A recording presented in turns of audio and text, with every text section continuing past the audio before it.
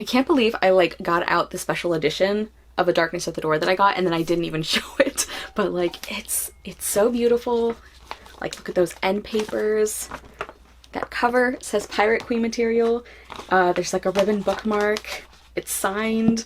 And where is the like character art? Oh, so beautiful. So now you've seen it. Now I have justified this purchase, right? Hello everybody, it's Kara from Wild Book Garden, and today I'm here to talk about my favorite fantasy books that I read in 2022.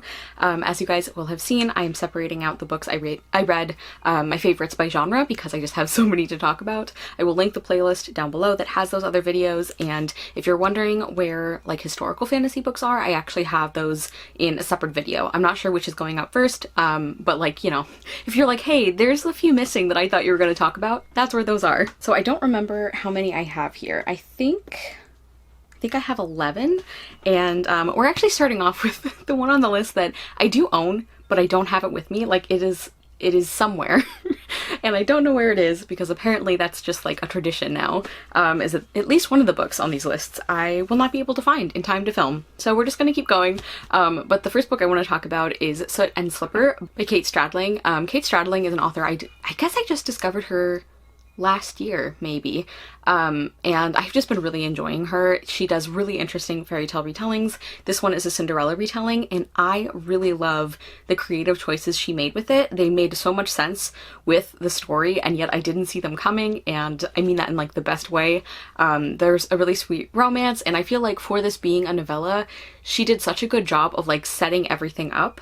So I really enjoyed this one, and I actually feel like in hindsight I enjoyed it even more than I did at the time. Like I've just been really loving her books. By the way, I did rank these because apparently I love to suffer. But these are all fantastic books, so even though like yes I ranked them, I still recommend all of them, you know? Next on my list I have Staff and Crown by W.R. Gingell. This is the third book, I think, in the Two Monarchies series, which is a series of companion books that I think you really should read in order, although most of them do follow different main characters, and also a lot of them are different fairy tale retellings. This one actually isn't, and this has been my favorite in the series so far, which seems to be a pretty unpopular opinion. This is like sort of a magical school novel, although the school part really isn't that important. It's more about like the political sort of system and like how that is playing out in this school that's like a boarding school for magic users, but it's really not about the magic. But like I just really enjoyed it. I love our main character Annabelle. She was the main character in the previous book in this series, which I had some issues with, but I did love her, and I love her I think even more in this book. Like it's just so cool getting to see her really like come into her own and just be so much more confident in who she is. And I also really loved the romance plot in this book, even though there were some kind of, I don't know, there were some things I was a little worried about because I could kind of see where it was going in the previous book, but I actually think that the author did a really great job of setting it up and just making it feel very equal, even though like situations, like the situation where these characters meet each other is strange. But yeah, I just really ended up enjoying this one. I found it very compelling, loved the characters and relationships. Yeah, just, it's, like I said, been my favorite in the series so far. And then speaking of favorite in the series so far, I have The Girl Who Fell Beneath Fairyland and Led the Revels There by Catherine M. Valenti. This was the most recent book that I had read in the series. Is this the second one? Yes. And so that's why you won't see the other books on this list, because I read those in 2023 as part of the read-along that I was hosting along with My Name is Marines. This was kind of the kickoff for my Not a Genre book club. I will link the playlist of these live shows down below. But like, yeah, I've been loving this series, and as I said, at the time that I read this one, like I enjoyed the first book, but I loved the second one even more. This is a very whimsical fantasy series, and I can totally see why it's not everybody's thing. But like the themes just resonate with me so much. I love our main characters. I think that for the most part, the flowery writing really works for me, especially in like this book and like the later books. I just really love Catherine M. Valenti's style and the way that she uses it very purposefully. Yeah, this series just really means a lot to me, and I'm so glad that I finally got to read it. And one of the other reasons that this was a specific book in the series I loved is that it has a lot to do with like kind of fairy revels, sort of, and I love the way that Catherine M. Valenti kind of used like the portrayal of fae that I find more interesting, which is like they are strange and dangerous but interesting, and like there is something that is like compelling about them even though you know that they can be dangerous, because sometimes they're not dangerous. So I just really loved that, and I really love the way like Catherynne Valente writes antagonists in a way that just impresses me so much, because she is so good at getting you to understand where a character is coming from without like excusing it. And I think the way that we see that in this book is just very interesting and very impressive, and it makes the stories, I think, like better developed and more interesting to read, because even when you're following characters that you don't like, you understand them enough that you don't like hate being in a book with them, if that makes sense. I've said much the same about Sylvia Moreno Garcia, and I just, yeah, really love this book. Next, I have Rosemarked by Livia Blackburn. This is the first book in a duology that is extremely underhyped. I don't really hear anyone talk about it. Actually, the person I heard talk about this is Bethany from Beautifully Bookish Bethany, and I think she's one of the only people, if not the only person that I've seen like recommend this, but I obviously loved it. It's a very political fantasy, it's dual point of view, and I think Livia Blackburn did such a great job of really like thoughtfully setting up the conflict and the world building and the politics of this world. And our two main characters are from different kind of cultural groups who had a very different experience and a very different kind of like way of fighting back against this colonizing group. And that causes a lot of friction between these two main characters, because they both end up going on this mission to try and bring down this other group of people. And it's very complicated because of their differences and because of how dangerous this mission is. And I also just really loved both of our main characters. And it's really interesting seeing the way that they change or start to change based on the roles they have to play for this plan that they're a part of. Like Ziva is a healer, and she has to grapple with the fact that she is doing things that hurt people, and even if it's in service of a greater cause, like how much of that is acceptable. And then our other main character is Danaeus, and his like I don't know, challenge is very different, because he has to spend so much time around these people who he's been raised to hate, and he knows that a lot of them have done really unspeakable things, but then like what about the ones that maybe haven't? Like, it's just really, really interesting. And I also thought that because of the specific ways that these two characters have to like go about this mission, I think it made their interpersonal relationship incredibly interesting as well. So yeah, I just was really impressed. I really loved this one, and I need to read the sequel. Then I have The Stepsister and the Slipper by Nina Claire. I have talked about this a few times because so far this is my favorite novella in the A Villains Ever After series, which I talk about a lot. They're all fairy tale retellings that have a villain as the love interest, and the book is kind of like a different perspective on the fairy tale to kind of say like, well, what if this character were misunderstood, or like what if things happened a different way. And yeah, this has been my favorite in the series, and this is just like such a Kara book because I love the main female character. I love a well done like mean girl redemption arc, and this is like one of the stepsisters who are, you know, usually villains in the story, and in this version she's like not really a villain. She's just like incredibly goal oriented, and she's very confident, and she knows she's beautiful, and she's going to use that to take care of her family. And I love that. I just found her a really, really enjoyable main character. I loved the romance. There's a lot of tropes like in this romance that are just some of my favorites, so of course I was gonna love it. Yeah, this just really, it just checked a lot of my boxes, and it made me really happy. And so even though I wanted a little bit more from the ending, overall I just really, really loved this one. Next I have Girls Made of Snow and Glass by Melissa Bashardoust. This is also a fairy tale retelling. This is a retelling of Snow White, and it's by a Persian author. I don't remember if there are Persian elements in this one. I know that her other book does have those. And in this novel we are following two different perspectives. We are basically following the evil queen character and the Snow White character, and it's such a different take on that story because in this book they are actually very close, and they have a really like beautiful and supportive relationship, and there are conflicts and we see certain things come between them, but this is a book that really doesn't like vilify other women. I just loved seeing that. There's also two different romances that I really, really liked. One of them is a really lovely sapphic romance between the Snow White character and another girl, and then there's also a romantic subplot, kind of a surprising one, involving the Mina, the stepmother character, that I also was really impressed with. And I just thought this was incredibly well written. Like the writing style I think is perfect because it had that fairy tale flavor without being over the top. I thought the characterization was great. I loved the like women supporting women aspect. I loved the way that the author took elements from the fairy tale and played them out in this story in a way that felt like, well, of course it would have to happen this way. And so I'm really, really grateful to my friend Julia from Shakespeare and Such, because she's the one who like bumped this up my list, because she picked it for me to read for a readathon prompt, and this had just been languishing on my shelves. I had heard very like mediocre things about it, and I'm so glad I finally got to it, because obviously I loved it. Next I have A Darkness at the Door by Intisar Kanani. This is the finale to kind of a duology, kind of a trilogy, and because it is, I can't really say a ton about like the specifics of where this story starts, but I just love our main character Ray so much. I have mentioned in another video that I think her and Tarasai from the Raybearer series would be just great friends and like partners in crime, and they would just like turn the world upside down to make life better for people.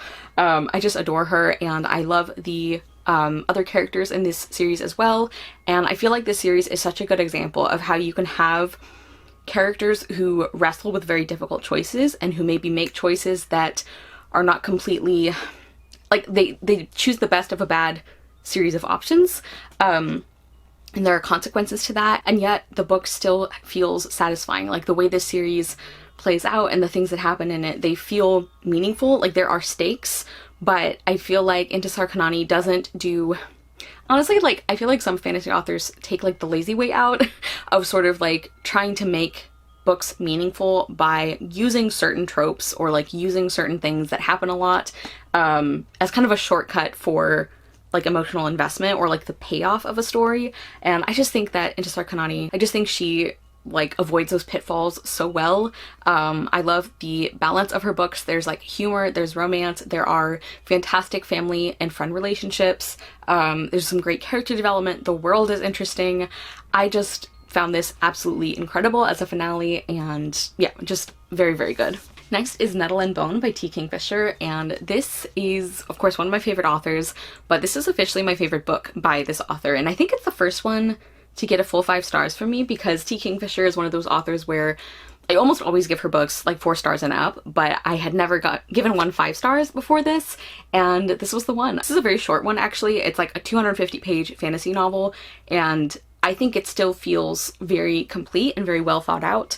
We are following our main character Mara, she's kind of been like parked in a convent for a while in case her family needs to marry her off later, and her eldest sister was married off to this prince, and then her sister died in suspicious circumstances, and then her second oldest sister gets married off to that same prince, and Mara eventually finds out that he is abusing her, and she becomes determined to get rid of him, but she has to figure out a way to do that that won't basically destroy her entire kingdom because of the political fallout from that.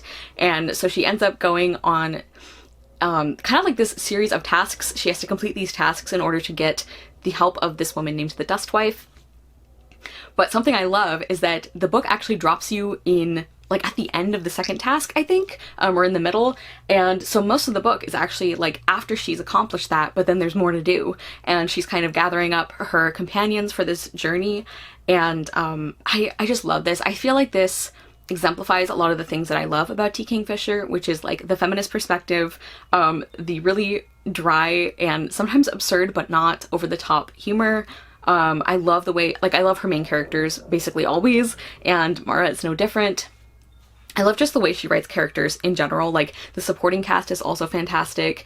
I feel like the creepiness that she always throws into her stories is done really well and balanced really well with the other parts. Like, I just thought this was absolutely fantastic. I can see why, like, as with some of the other authors on this list, I can see why T. Kingfisher is, like, a very specific flavor that some people really like and some people really don't, but for me, I just tend to really enjoy her, and this one was great.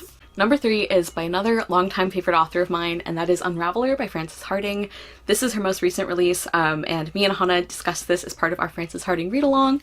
I will link that live show as well, and yeah, I'm especially pleased that I love this one so much because Deep Light, which I read before this, was really underwhelming for me. It was like my least favorite Frances Harding book, and so I was a little worried. I was like, oh no, am I not gonna like her newer stuff as much? But I obviously loved this one. It's number 3 on my list, and this is about, we're following 2 main characters, Nettle and Kellen, and in this world, anybody has the ability to create a curse and put that curse on somebody. There are certain circumstances that have to happen, but anybody has that ability. But only one person, and that's Kellen, has the ability to unravel curses, which, you know, sometimes sometimes makes him very sought after, and sometimes it's for very bad reasons. And then he and Nettle are best friends, and they've been kind of traveling around and sort of like making money off of Kellen's ability to do this. And then they get found by a mysterious stranger who is basically like, all right, you're going to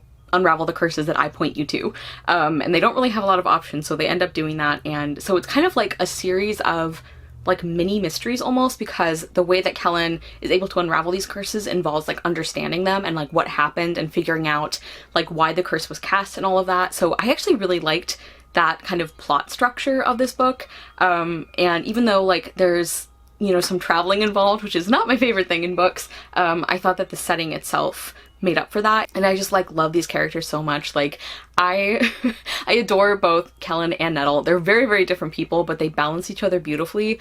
Nettle in a way feels like not like a typical Frances Harding character, because I think all of her characters, although they have certain elements in common, they definitely feel like their own people. But I feel like Nettle is maybe a little more what I might expect from a Frances Harding protagonist, whereas Kellen is much more like impulsive and like stubborn, and he's just like, there's like a few characters she's written that are more like him, but not nearly as many. And I just think they balance each other well. And one of the reasons I think that Kellen didn't get on my nerves, like his character type can sometimes, is that he is stubborn and reactive and brave to the point of stupidity in the service of other people specifically. And also, another reason I think that it didn't bug me is that in quite a few cases, he actually is right to react the way he should. Like, it's not always the like wisest decision, but it makes sense for the story. And I'm like, okay, yeah, I don't really know how else you were going to do that. And it's just really wonderful to see him and Nettle rely on each other and balance each other so well. There's a lot of like lines about their friendship and their relationship that are just like incredibly like moving and wonderful. And speaking of which, I of course love the writing style. I love Frances Harding's writing. Her books really encapsulate this like kind of dark whimsy thing that I talk about sometimes, but it's not whimsical in the way that maybe people are inclined to think of it. Like, it's not like overly fluffy, and it's not overly flowery either in terms of the writing or anything. And I really enjoyed this one. I really liked the element of the curses and seeing how that played out. As I said, I really enjoyed kind of the mystery aspect. I just really, really loved this one. And as I said, I was kind of relieved too, because I was a little worried, but it's okay to have books from favorite authors that you don't love as much, but I'm really glad that I loved Unraveller. Number 2 on my list is actually by another favorite author, so maybe this list isn't as surprising as some of my others, but that is Gilded Ashes by Rosemarked Hodge. This is a very short novella that is set in the world of her Cruel Beauty book, although I think that you can pick this story up without having read that one. There's like a few world building things that won't make as much sense, but you can definitely follow the story even if you haven't read other things by the author. So this might be a good place to start if you've been wanting to try her. So this is a Cinderella retelling, and it is a really dark and strange and interesting one. And I also just realized that I think this is the 3rd Cinderella retelling on this list, which is funny because I don't think of that as being a fairy tale that I am especially drawn to, but obviously authors can do it very well. Because this is a novella, I don't want to get into too many details of the premise, but like I said, it is creepy, it is beautiful. There's a romantic subplot that I think is like really well done, especially considering how short the story is. I really like our main character. I think that Rosemarked Hodge writes these kind of like prickly and I don't know how to describe them except prickly, like female characters who are like, I think with other authors they could feel very like typical or very flat or very like not like other girls, and for whatever reason the way that Rosamund Hodge writes them is just different. Like I just feel like they work for me in a way that other authors kind of version of those characters don't often. And I also just absolutely adored the like complexity of these like family relationships. Like Rosamund Hodge, the way she can write sisters just like absolutely guts me every time, and I love it. And she's another author who I think has a specific writing style that just really clicks with me. Like her style is kind of like dark and strange, but again, not like overly flowery, and the way that she communicates like characters and their emotions and their like connections and relationships, again, I don't know exactly how to articulate it, but there's just something about it that makes it work for me in much fewer pages than I might think. So yeah, I just was really blown away and impressed by this one. And I think one of the reasons it's so high is that like it is a novella, and yet it did so many things that like a full-length novel would do, and I think very well. And then finally, number 1 on my list is a series finale, and that is Redemptor by Jordan Ifueko. I read this way back at the beginning of 2022. I buddy read it with my friend Kelly, and both of us loved this. This is such a fantastic conclusion to this duology, and I feel like I keep using this series as an example of how like there are some authors who are so good at what they do that they can do the kind of world building and character development and story and like thematic work that other authors struggle to do in like, you know, 2,700 pages or something. That is a specific example, by the way. But yeah, I just adored this so much. Again, I don't want to say too much about the specific premise of this one, but I love our main character Tarasai so much. This book is a lot about her struggling to accept that she can't do everything by herself. And this book is also a lot about like guilt and responsibility and how much of that is productive and how much isn't. I really love the supporting characters. I love the actual plot and like the direction the story goes in. And there was like one part specifically that I was not necessarily like looking forward to, or I didn't think I would enjoy that part of the plot as much, and I actually really did. And I think the ending of this book is like absolutely incredible, like one of the best endings.